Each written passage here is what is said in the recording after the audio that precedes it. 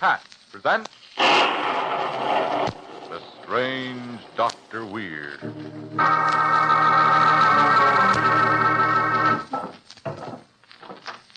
Good evening. Come in, won't you?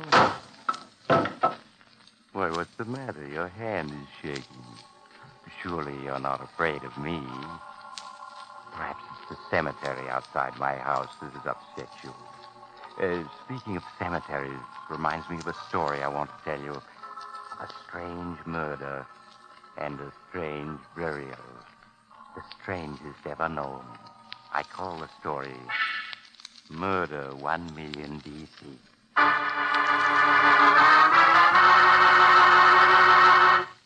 In a spirit of reverence, we of Adam Hatt join our fellow Americans and allies everywhere in a tribute of humble gratitude to the brave men and women in our armed forces. Let us pray that they who have brought us so far along the road to freedom have not sacrificed in vain.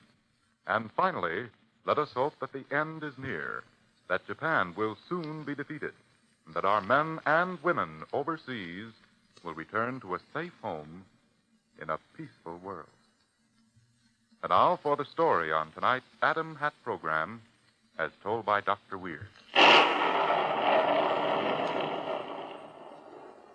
My story, Murder 1 Million B.C., begins in a house on the outskirts of a small city in New Mexico, the home of Professor Timothy Jordan, a renowned scientist, inside his laboratory, engaged upon a mysterious experiment. In the living room, his wife, Florence, and his financial advisor, Harry Smith, confer with each other apprehensively. But, Flo, you say you don't know why Timothy asked me to be here at 11 this morning? No, Harry, I haven't any idea. I'm sure he doesn't suspect anything about us. It must be about his money. Money? What do you mean? Well, you know, I've been handling all his business affairs for the last 2 years. Yes? Well, a lot of money's been coming in from those new X-ray machines he invented. So much that I didn't think he'd miss a little of it. You mean you've been taking it? Well, just borrowing some of it for some investments that'll make me rich. Harry. He finds out I'm sunk. Send me to jail. He will, too. What are you going to do? I don't know, but if he were only out of the way, there could be you and me together always. Be careful. Here he comes. Oh, Harry, is that you? Yes, Tim. Harry just got here. Oh, good, excellent. Harry Flo, I'm about to show you the most amazing thing science has ever achieved. What do you mean, Tim? I'm going to show you why I've had to ask you for all that money lately, and why I'll need another 100,000 immediately. Another? Come along, both of you, in here in my laboratory. Tim, what's this all about? Tim, darling, this room. All this machinery. What have you been doing in here? Suppose I told you that I've been building a time machine. A time machine? Yes. Look, both of you. You see this big archway of white? A doorway that leads back into the unknown past as far as the year 1 million B.C. Tim, you're not serious. I'm perfectly serious. All I have to do is to close this switch. Now, watch. The archway. It seems to be getting all misty. Yes. That's a sign the current flowing through these coils is opening a hole into the past. A hole we can step through as if it were a doorway. Now come, follow me, and in 10 seconds, you'll find yourself on this earth as it was 1 million years ago.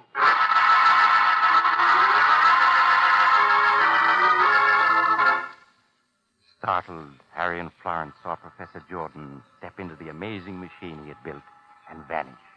Then, fearfully, they followed him and abruptly found themselves standing at his side on hot, dry desert sand. A brilliant sun burned in the sky overhead, and strange birds flew through the air above them. Half a mile away to their left lay a vast body of water in which monstrous, nightmarish creatures were splashing. Harry and Florence stared about them as if they could not believe their eyes. Tim, is this real? This is New Mexico, as it was 1 million years ago. Tim, I don't know what to say. I just can't believe it. The past. We've come 1,000,000 years into the past. And just by stepping back the way we came, we'll be in the present again, in my laboratory, in the year 1940 A.D. Think what that means. Think of being able to watch the burning of Rome, see Columbus discover America, view the signing of the Declaration of Independence. But it'll all be possible as soon as I can get more radium. More radium? Yes, radium provides the power my time machine needs. That's why I have to have $100,000 at once, Harry. Yes, I see. Excuse me, Tim, this Huh? stone. What's interesting? Stone? Oh, that's just sandstone covered with clay. Well, Harry, about the money. There isn't any money. No money? What do you mean? Just what I say. You've stolen it, embezzled it.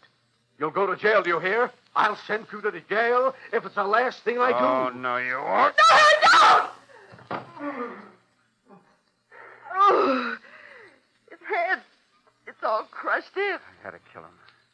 It was that or go to jail. Oh, well, what are we going to do? I'll tell you what we're going to do. We're going to bury him right here. But his body, it may be found. And then... Oh, listen, don't you understand? This is a world 1,000,000 years in the past. We'll bury Timothy here in the sand, then step back through the time machine into the laboratory. When we get there, he'll have been dead for 1,000,000 years. Don't you see? He'll have been dead and buried for 1,000,000 years, and there won't be any body left to be found. There won't be any evidence at all.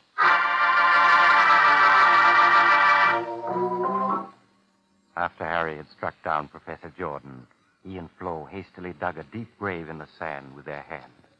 They put the body and the blood-stained rock into this grave and covered both with sand. Then hastily they stepped back through the time machine into the laboratory and partly dismantled the machine so no one else could stumble on the secret. Then, after waiting, they announced Professor Jordan's disappearance. Everything went just as Harry planned. It was true that Inspector Leroy of the local police department seemed a little suspicious of Professor Jordan's disappearance. But, of course, he had no evidence. So in due time, Harry and Flo were married. As they were returning from a long honeymoon, Harry said, Flo, I've been thinking about that time machine of Timothy's. What about it, Harry? That machine can make me the richest man on earth. For example, suppose I took it to New York and used it to go back 100 years. Then suppose I bought up all the land where Times Square now. Harry. What is it? This clipping Grace Miller sent me. I just opened her letter and look at it. Let me see. Bones of ancient man found near residence of late Professor Jordan. While excavating for Highway 37, workmen today found fragments of the skeleton of an ancient man buried in a formation of sand and rock. Robert Thompson, state geologist, states the geological formation indicates the bones are between 500,000 and 1,000,000 years old and have been preserved by the extreme dryness of the soil. Great interest of scientists was the fact that a rock found beside the crushed-in skull of the skeleton was apparently the weapon with which the prehistoric man was killed. Timothy's bones. And the rock you killed him with. Harry, you said there wouldn't be any evidence left after 1,000,000 years. We have nothing to worry about, even if they did find a few old bones. Just the same, Harry, let's not go back home. Let's get off the train, turn around, go someplace far away. That's absurd. In the first place, it would look suspicious if we didn't go back. In the second place, we've got to go back to get that time machine. Because it's going to make me the richest man in the world.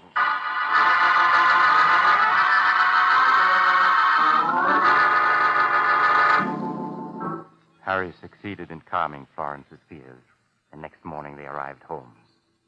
They were having breakfast when an unannounced caller, Inspector Leroy, walked in. Good morning, folks. Welcome home. What's the idea of barging in like this, Inspector?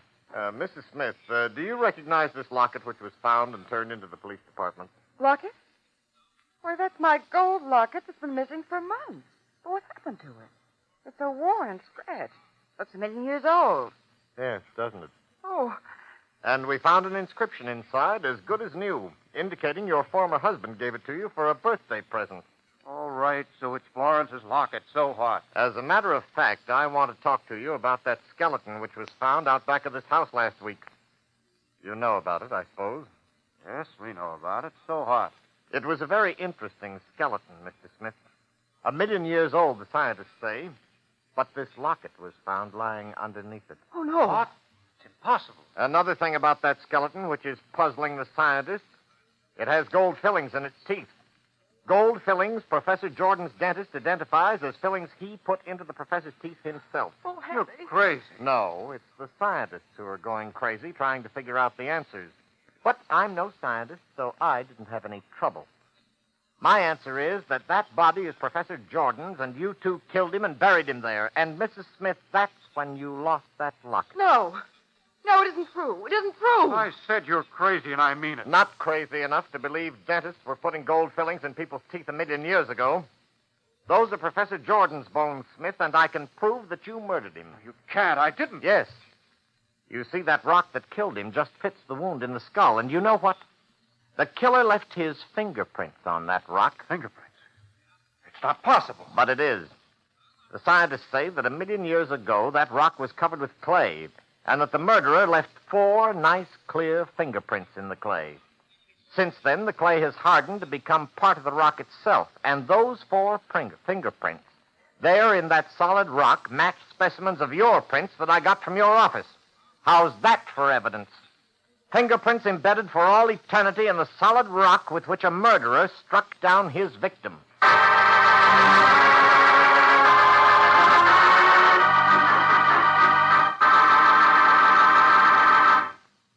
The jury found Harry and Florence guilty without even leaving the box. The evidence was so conclusive. Of course, nobody believed that Professor Jordan's bones actually had been buried for 1,000,000 years before they were found. But nobody could explain how Harry's fingerprints came to be embedded in a solid chunk of rock. Perhaps Harry could have, but he didn't dare to, for fear of making matters worse. I remember another scientist who... Oh, you have to go now. Perhaps you'll drop in again soon. Just look for the house on the other side of the cemetery of Dr. Weir.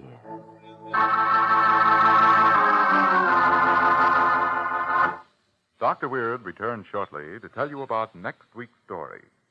Meanwhile, here's a thought for all of us. While the war in Europe is over, the war in the Pacific is far from won. Our land troops still have many hundreds of miles of tough island hopping to go, and may even have to fight Japan's armies in China. That means we must continue to keep up the flow of ships, guns, munitions, and food to our far-flung Pacific outposts. And that means we must continue to buy bonds. The mighty 7th War Loan Drive is now on. Let's support it to the utmost. Buy till it hurts, and then some.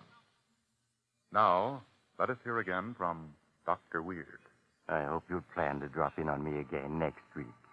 I want to tell you a story I call Picture of a Killer. It's an unusual tale about a killer who had never had his picture taken. And when a photographer finally did snap his picture, it was...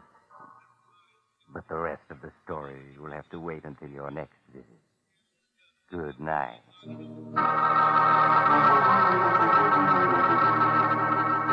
Join us again next week at this same time for another visit with the strange Dr. Weird.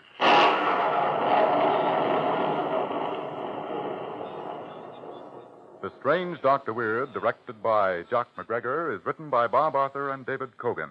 It's presented by the makers of Adam hats, the hats that are always top in quality. This is the Mutual Broadcasting System.